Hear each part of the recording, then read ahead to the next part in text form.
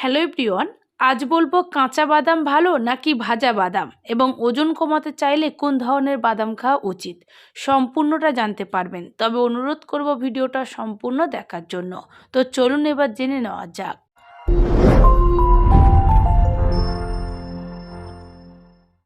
আমাদের প্রতিদিনের খাবারে পরিচিত একটি নাম হলো বাদাম। এর মধ্যে রয়েছে আখরোট, কাজু বাদাম, চীনা বাদাম ইত্যাদি। বাদামে থাকে প্রোটিন, ফাইবার, কার্বোহাইড্রেট এবং স্বাস্থ্যকর ফ্যাট। বেশিরভাগ বাদামে কার্বোহাইড্রেট কম থাকে, সেই সঙ্গে স্বাস্থ্যকর চর্বি, ফাইবার এবং প্রোটিন বেশি থাকে।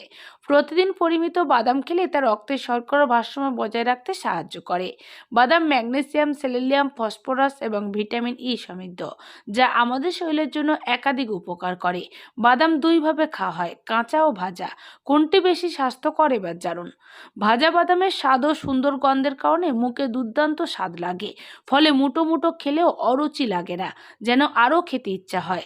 কাঁচা বাদামের তুলনায় ভাজা বাদাম হজম করা কিছুটা সহজ, তাই হজম নিয়ে দুশ্চিন্তা থাকলে কাঁচা বাদাম বদলে ভাজা বাদাম খেতে পারেন। আপনি যদি ওজন কমানোর পরিকল্পনা করেন, তাহলে তেলে ভাজা বাদাম খাবারের তালিকা থেকে বাদ দিন। বাদাম তেলে ভাজলে তার সঙ্গে অনেকটা তেল যোগ হয়, এটি বাদামের ফ্যাট ও ক্যালোরির পরিমাণ কিছুটা বাড়িয়ে তুলতে পারে। এর পরিবর্তে আপনি শুকনো ভাজা বা কাঁচা বাদাম বেছে নিতে পারেন। বাদাম ভাজার সময় ব্যবহৃত তাপের অ্যান্টিঅক্সিডেন্ট এবং ভিটামিনের মাত্রা কিছুটা কমিয়ে দিতে পারে। তাপের ফলে বাদামের স্বাস্থ্যকর ফ্যাটের কিছুটা ক্ষতি হতে পারে। সেই সঙ্গে যদি তাপের সঠিকভাবে সংরক্ষণ করা না হয় বা খুব বেশিক্ষণ সূর্যের সংস্পর্শে থাকে, তাহলে এই চর্বি নষ্ট হয়ে বাদামের স্বাদ এবং গন্ধ সৃষ্টি করতে পারে।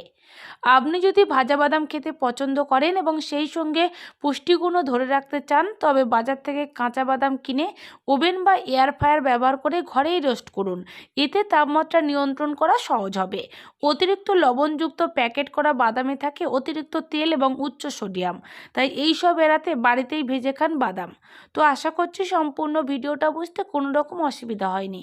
যদি কোনো কোশ্চেন থেকে থাকে কমেন্ট করে জানাতে পারেন। ভালো থাকবেন, সুস্থ থাকবেন। ধন্যবাদ।